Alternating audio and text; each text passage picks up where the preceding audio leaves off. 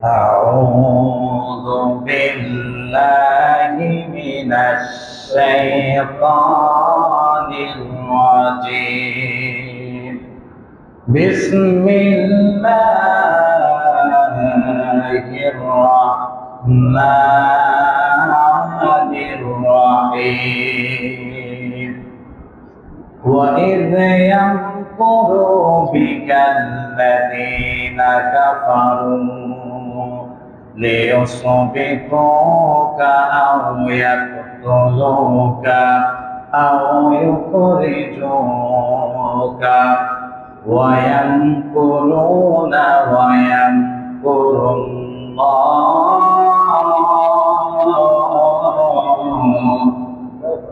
والله خير الماكرين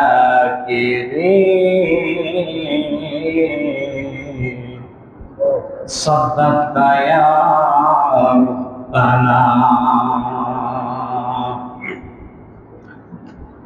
যে ফল যোগ যোগান তারে অসব ছড়ায় যে ফল যোগ যোগান তারে অসব ছড়ায় একেছি সে ফল মরা একেছি সে ফল মরা মনেরই কাবায়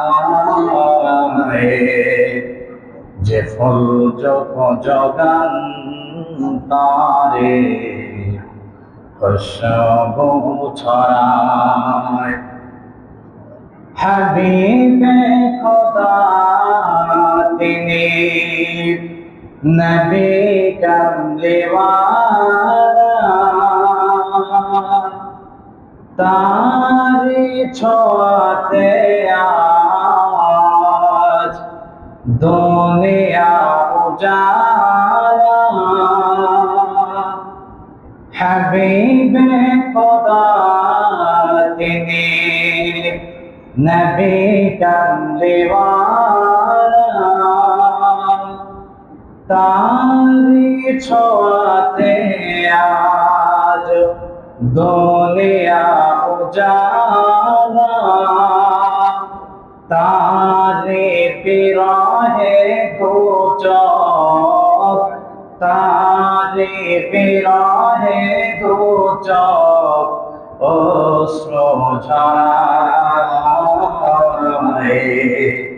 যে ফল যোগ যোগান তারে খুশবু ছড়ায় যে ফুল যোগ যোগান তারে খুশবু ছড়ায়।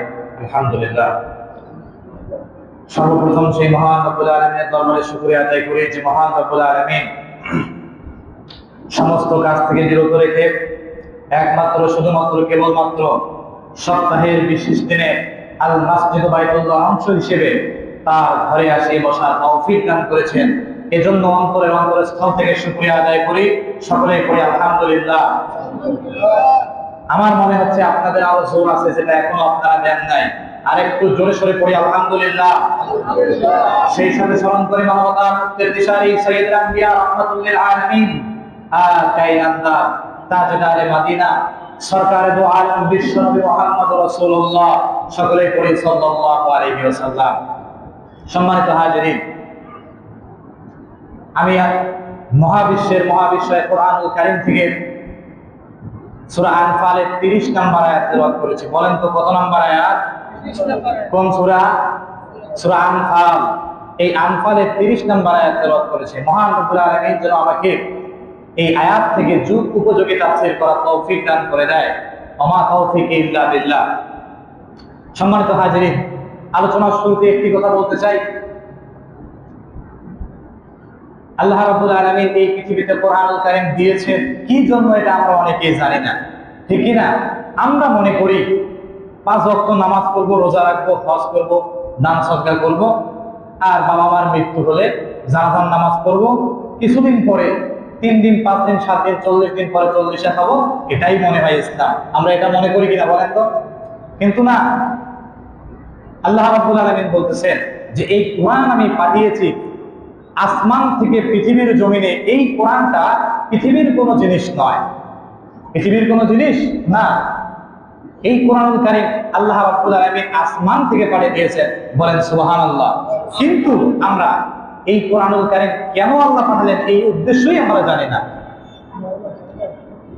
আল্লাহ রাব্বুল আলামিন বলতেছেন কিতাবুন আনজালনাহু ইলাইকা লিতুখরিজান নাসা মিনাজ যুলুমাতি ইলান নূর।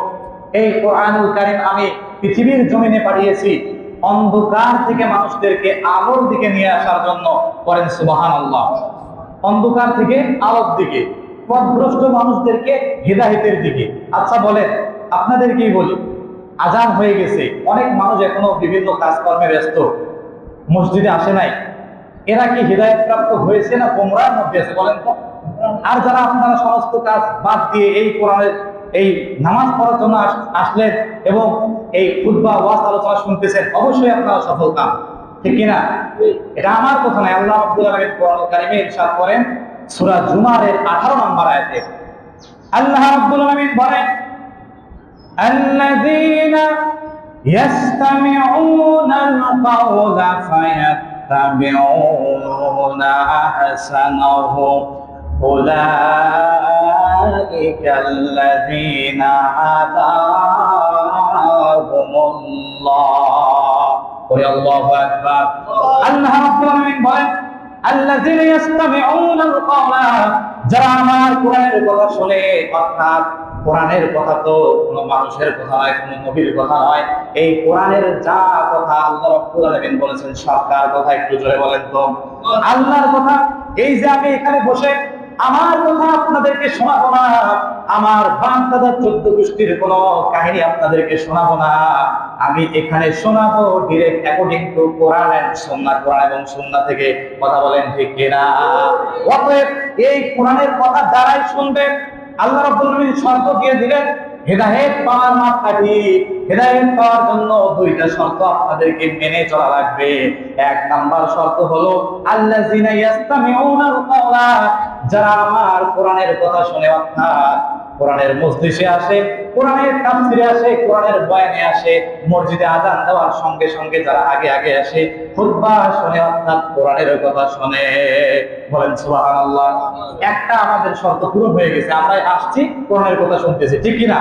দুই নাম্বার ফায়াত্তাবিউনা আহসানাহু, আল্লাহ রাব্বুল আলামিন বলেন 2 নাম্বার শর্ত হলো যা আমরা শুনবো কোরআন থেকে এটা মানার চিন্তা আমরা করব, এটা মানার জন্য আমরা সিদ্ধান্ত নেব, ডিসিশন নেব, তবেই তো আল্লাহ রাব্বুল আলামিন বলছেন এই দুইটা কাজ যদি আমরা করতে পারি তো আল্লাহ রাব্বুল আলামিন বলছেন উলাইকাল্লাযীনা হাদাহুমুল্লাহ। আল্লাহু আকবার। আল্লাহ রাব্বুল আলামিন বলেন এই সমস্ত ব্যক্তিদেরকে আমি আল্লাহ রাব্বুল আলামিন হেদায়েত দান করে দেব, বলেন সুবহানাল্লাহ। আর আমরা মুসলমান এমন হেদায়েত পাওয়ার জন্য মাজারের কাছে যাই, পীরের দরবারে যাই, এটা একটা ভ্রান্ত আকীদা, এটা হলো সব মুশরিকি কাজ। কথা বলেন ঠিক কিনা? হেদায়েত পাওয়ার মাপকাঠি হলো কোরআনের কথা যা বলবে তাই শুনতে হবে এবং মেনে নেওয়ার সিদ্ধান্ত নিতে হবে, বলেন সুবহানাল্লাহ।